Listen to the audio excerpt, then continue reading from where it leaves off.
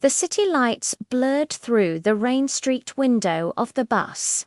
For most people, it was just another Tuesday night. For me, it was the eve of the first of the month, rent day. A day that used to just be a date on the calendar, but now it loomed like a storm cloud. Holding my son Leo's small hand, I could feel the slight warmth from his fever radiating through his skin.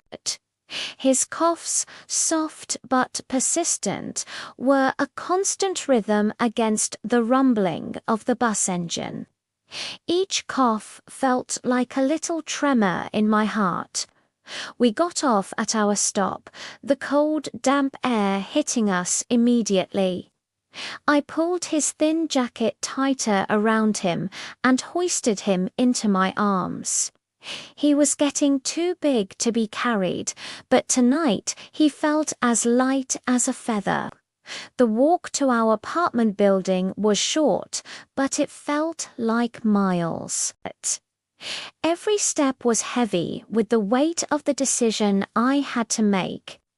In my pocket, I had the rent money counted and recounted, exactly enough to keep a roof over our heads for another month. But in my other hand, I clutched the prescription from the doctor. A new, stronger antibiotic for the pneumonia that had settled in Leo's little chest. The pharmacist had told me the price earlier, and my stomach had dropped. It was almost half the rent, back in our small apartment. The air was still and quiet. I tucked Leo into his bed, his breathing shallow. He looked so small and fragile against his dinosaur-patterned pillowcase. I sat at the small kitchen table, the envelope of rent money on one side, the prescription on the other. It felt like a scene from a movie I never wanted to be in. The landlord's notice was still on the fridge. A stark reminder in black and white. Rent is due on the 1st. No exceptions. Mr. Henderson wasn't a bad man, just a man who had his own bills to pay. I understood that. But did he understand what it was like to look at your sick child and know you couldn't afford to make them well?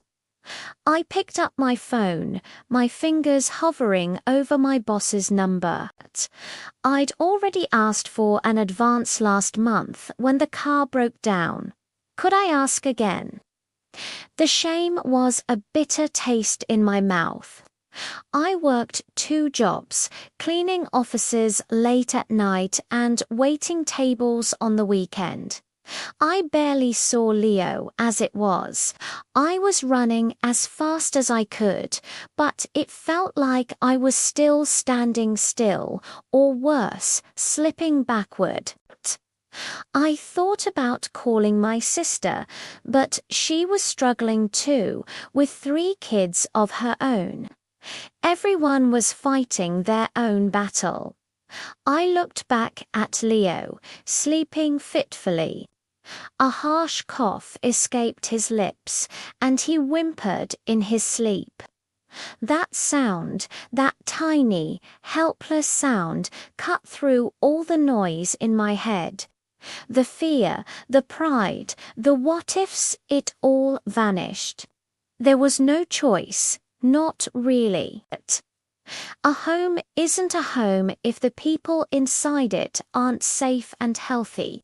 A roof over our heads meant nothing if I couldn't protect the precious life sleeping under it. My priority was crystal clear. It was him. It was always him. With a deep breath that didn't quite fill my lungs, I pushed the rent envelope aside. I would go to the 24-hour pharmacy first thing in the morning. I'd get the medicine, and then I would face Mr. Henderson. I didn't know what I would say. Maybe I'd beg. Maybe I'd offer to clean the entire building for a month. Maybe he'd say no. I didn't know what tomorrow would bring, or the day after. The uncertainty was terrifying, but as I watched my son's chest rise and fall, I knew I had made the only choice a mother could make. I would face the storm. We would face it together. The next morning the rain had stopped, but the sky was a blanket of grey. I gave Leo his first dose of medicine before he was even fully awake, hiding it in a spoonful of applesauce.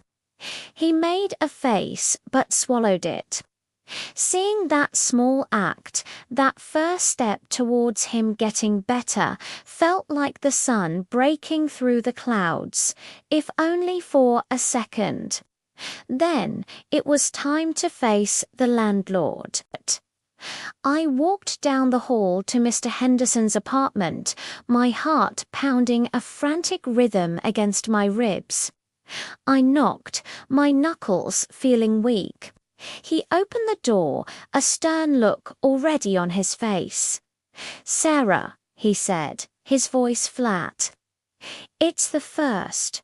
I took a deep breath. "Mr. Henderson, I know. I am so sorry. I have some of the rent, but not all of it." I started to explain about Leo, the words tumbling out, my voice shaking. I told him about the pneumonia, the doctor's visit, the expensive prescription. I didn't make excuses. I just told him the truth. I braced myself for the anger, the eviction notice, the door slamming in my face. Instead, he just looked at me. His stern expression softened just a little. He was quiet for a long moment, looking past me down the hall. "My grandson," he said, his voice suddenly thick with emotion. "He had pneumonia when he was a boy. Nearly lost him." He looked back at me, and for the first time I saw not just a landlord, but a person, a grandfather. "How much do you need?"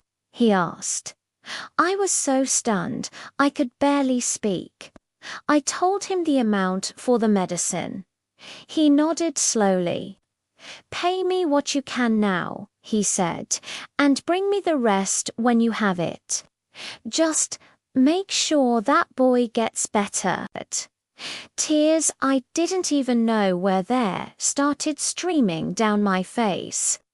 I tried to thank him, but the words were caught in my throat. He just gave a slight, awkward pat on my shoulder and said, "Go take care of your son." I walked back to my apartment in a daze, clutching the partial rent payment. It wasn't a magic solution. I still had to work double time to make up the rest. The struggle wasn't over, but in that moment it felt like the world had shifted. A small act of kindness, of understanding, had given me more than just time. It had given me hope. That week, as Leo's fever broke and his laughter slowly returned to our little apartment, I felt a strength I hadn't felt in a long time. It wasn't about the money or the rent. It was about realizing that even in the toughest times, you're not always as alone as you think. It's about having the courage to ask for help and the grace to accept it. It taught me that community isn't just a word. It's the hands that lift you up when you've fallen. And that's a lesson worth more than any rent payment. This story is a reminder for anyone who's ever felt like they're at their breaking point. Life can be incredibly hard, and sometimes the choices feel impossible. But there is strength in vulnerability, and there is kindness in the world, often in the most unexpected places. If you are struggling, please don't be afraid to reach out. Talk to someone. Ask for help. You are not alone. Thank you for listening. Please consider subscribing for more stories that connect us all.